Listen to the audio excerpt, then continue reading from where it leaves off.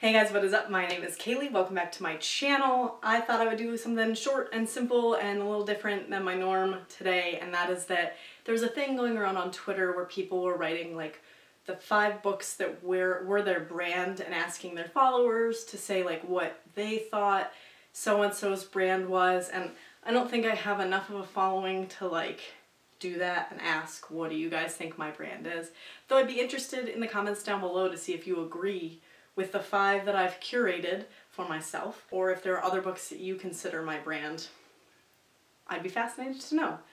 That said, I have 5 books, well technically one is a duology, that I consider the 5 books that speak my language, that kind of culminate and show you who I am as a reader. So without further ado, let's get into it.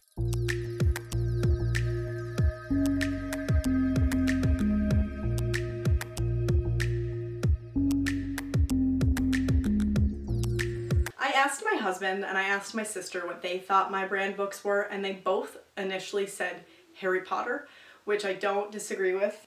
Currently wearing a Harry Potter shirt. Harry Potter definitely has a huge influence in my life and my reading and all of that, but I think that's a given for like a lot of people, so I wanted to go for more of like more recent books, more impactful things that are a little different and individual than Harry Potter as a whole. The first one, I'm kind of going in order for like 5 to 1. Does that make sense? So the first one I would say is The Bear and the Nightingale by Catherine Arden. This series in and of itself is one of my absolute favorite series, Russian folklore about a girl named Vasya who is a witch and her relationship with the Winter King Morozko, and kind of a journey of a girl becoming a woman, and not the woman that society has deemed she should be, but the woman that she wants to be, and taking ownership of herself and becoming herself. That's a very watered down description of it, but this is easily, I've read it twice, 3 times now, and the trilogy just ended in January, and the final book ripped my heart out, and there's nothing really like it for me. So The Bear and the Nightingale is one of those that I consider part of my brand, and my sister said the second, so I definitely agreed with her. Next on the list, I would have to go with Circe by Madeline Miller. This was my #1 book of 2018. It is another strong feminist story about a woman who is a daughter of the gods. She also was a witch. That is not a theme, I don't think, in my life. It just so happens to relate to The Bear and the Nightingale in that sense. She gets banished to an island, secluded. She learns to like hone in on her skills of, you know, potion making and being who she is.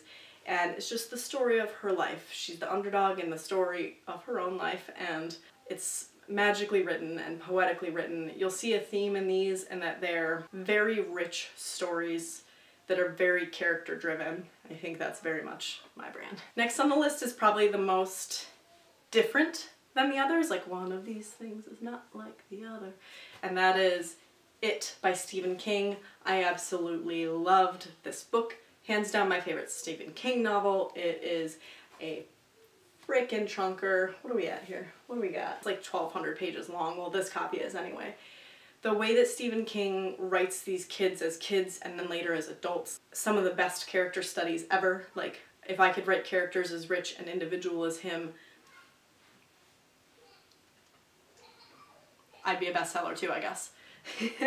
That said, you know, it's about an entity that kind of eats on children's fears. If you see the first movie but not the second, you think it is literally just a clown, but it's not really. It morphs based on kids' fears, and it feeds off of them and their fear, and it's about these kids that come together to try and vanquish this entity, and then come back later as adults to do it again. That again is watered down, but in 1,200 pages, how else would I summarize it? That's it. I love this fucking book. Next is a duology that definitely solidified this author as one of my absolute favorites, and that is Vicious and Vengeful by B.E. Schwab. Again, a very character-driven story about people with superhuman powers that they kind of battle it out because they're very opposing people, 2 best friends to start with, and then they get superpowers and now they're enemies. And Vicious is a story of that and morality, and then it kind of expands in Vengeful. And I've heard there's a 3rd villain's coming, at some point eventually in the long distant future. and I can't wait. But these books, if you're sleeping on them, I don't know why, but you should read them. And last but not least, my numero uno, the book that I think is probably my favorite book of all time is American Gods by Neil Gaiman. This book I can read every couple of years and love it more than I did the last time.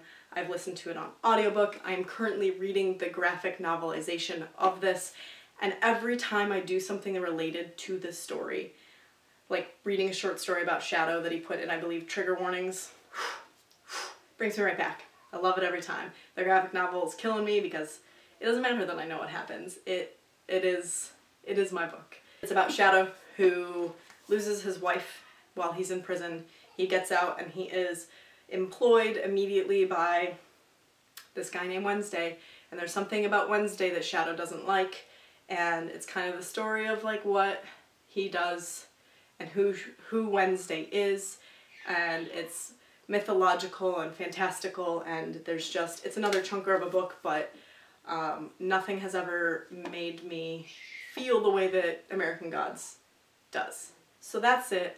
Those are my 6 books that I believe are my brand. Maybe it'll change in years. Maybe I'll revisit this every couple of years and see what I think, but I think that's a really good summation of my favorite reads. They're all fantasy in some way, fantasy, horror, fantastical elements. I'm not shocked if you told like 15-year-old me that was the case. Maybe I wouldn't be that shocked. I used to read Francesca Leo Block all the time, but I also read a ton of contemporary and almost solely outside of Harry Potter contemporary. That's it for me. Those are what I would consider my brand of books. Let me know what you think down below. Do you agree with some of these? Are you shocked by some of these? Do you have others that you would put in there that I didn't? Let me know down below. Otherwise, guys, hope you're having a great month. I'll see you in the next one. Like if you've liked this video, subscribe if you're new here and want to see more content from me. All my social media links will be down below. Twitter, Goodreads, Instagram. Let's be friends. See you in the next one, guys.